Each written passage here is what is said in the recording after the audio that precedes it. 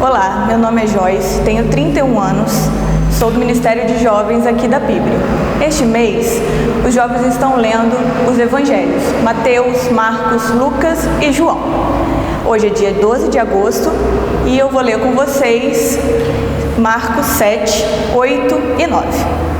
No capítulo 7, os temas são a tradição dos fariseus sobre as impurezas e contaminação do homem, sobre a mulher sírio-fenícia, aquela que se humilhou perante Jesus.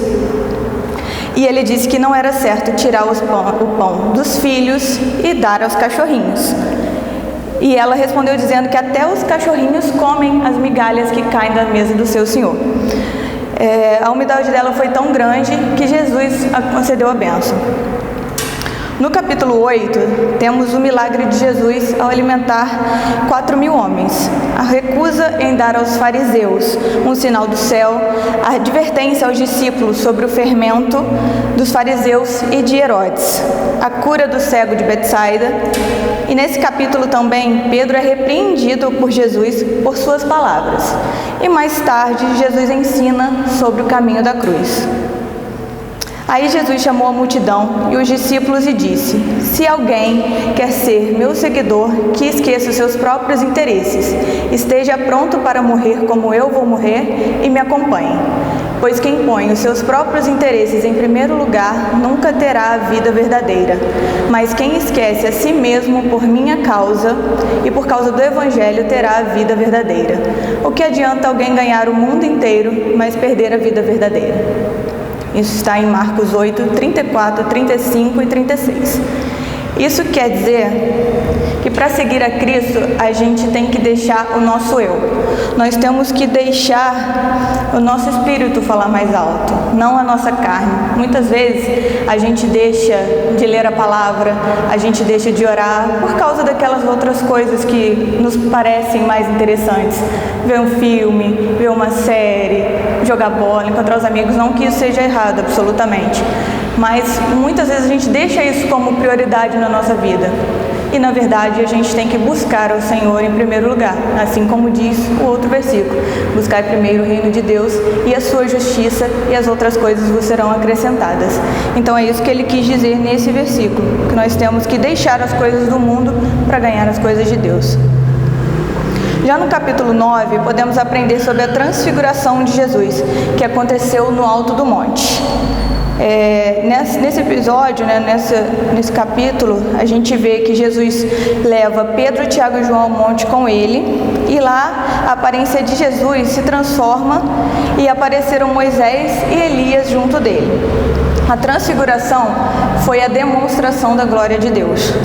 O rosto e as roupas de Jesus se tornaram muito brilhantes, e Moisés e Elias surgiram conversando com ele sobre a sua morte, que iria acontecer em breve. Jesus então pede para que eles não contem a ninguém, até que ele tivesse ressuscitado. Na transfiguração, Jesus mostrou sua verdadeira glória. Ele não era apenas um homem, ele era o Filho de Deus, e ele também era um sinal de que ele iria ressuscitar e seria glorificado. Também vemos a cura de um jovem possesso, algo que os discípulos não conseguiram fazer, pois estavam fracos na fé. Mais tarde, novamente, Jesus prediz a sua morte e a sua ressurreição. Novamente, os discípulos não conseguiram entender e também não questionaram a Jesus. Nos versículos finais, Jesus explica que nós devemos nos afastar daquilo que nos leva ao pecado. Ele cita: se os seus pés te levam ao pecado, é melhor que o corte entre no reino dos céus do que ir para o inferno com as duas pernas. Se os seus olhos te fazem pecar, é melhor que você vá para o céu sem um olho do que ir para o inferno com os dois olhos. Mas o que eu quero enfatizar hoje está no capítulo 7, de 1 a 23, e nos leva a comparar até mesmo o que estamos vivendo hoje. Os discípulos estavam comendo com mãos impuras. Então, os fariseus e os mestres da lei perguntaram a Jesus: por que é que seus discípulos não obedecem aos ensinamentos dos antigos e comem sem lavar as mãos? Os judeus, especialmente os fariseus, só comem depois que eles lavam a mão muito bem. Eles vão ao mercado, trazem as mercadorias para casa e eles higienizam, eles lavam a mão muito bem. Isso é uma prática deles.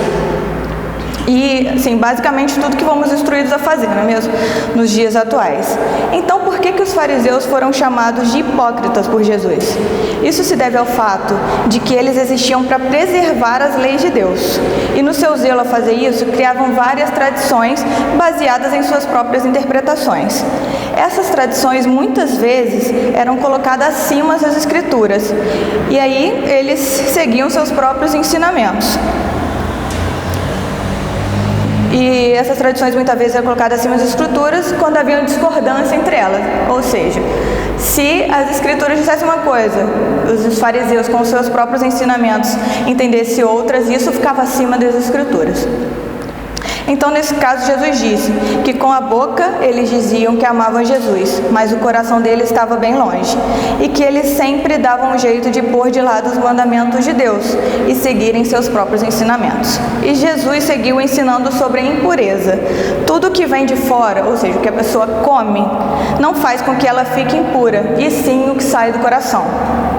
E continuou: é dentro do coração que vêm os maus pensamentos, imoralidade sexual, os roubos, os crimes, os adultérios, a avareza, as maldades, mentira, inveja, calúnia, orgulho e o falar e agir sem pensar nas consequências. Isso está em Marcos 7, versículo 20.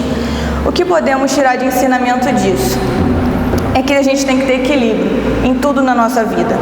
A gente não depende só de cuidar das aparências, do externo ou do que a gente acha que é o correto. A gente, na verdade, tem que cuidar do nosso coração, dos nossos pensamentos, da nossa alma e alimentar o nosso espírito com a palavra de Deus e estar constantemente em oração, para que estejamos sempre perto do Senhor. Além de cuidar do nosso corpo, que é templo do Espírito Santo. O que eu desejo para vocês é que Deus fale ao seu coração, assim como falou ao meu coração, lendo toda essa palavra. E agora nós vamos continuar com as leituras seguintes. Amanhã terá um outro jovem que lerá de Marcos, dos 10 ao 12. Eu te convido a orar comigo neste momento. Senhor meu Deus, eu te agradeço, Senhor, por tudo que nós temos vivido nesse tempo, por mais que tenha sido um tempo de pandemia, que nós estejamos afastados há tanto tempo, Senhor. Eu te agradeço porque os jovens estão em movimento, os jovens continuam buscando a Tua Palavra e agora com esse projeto, Senhor, mais ainda nós podemos chegar para perto de Ti. Senhor, eu te peço que abençoe os nossos pastores, o pastor Léo, o pastor de jovens. Te peço que abençoe o Pedro Pérez, que está também ajudando nesse momento. Então eu te peço pelos nossos jovens, Senhor, que os nossos jovens possam se achegar cada vez mais para a Tua presença, Pai. Muito obrigado por tudo, por Tua proteção, pela saúde, pelo cuidado com a nossa igreja, Pai. Em nome de Jesus, amém.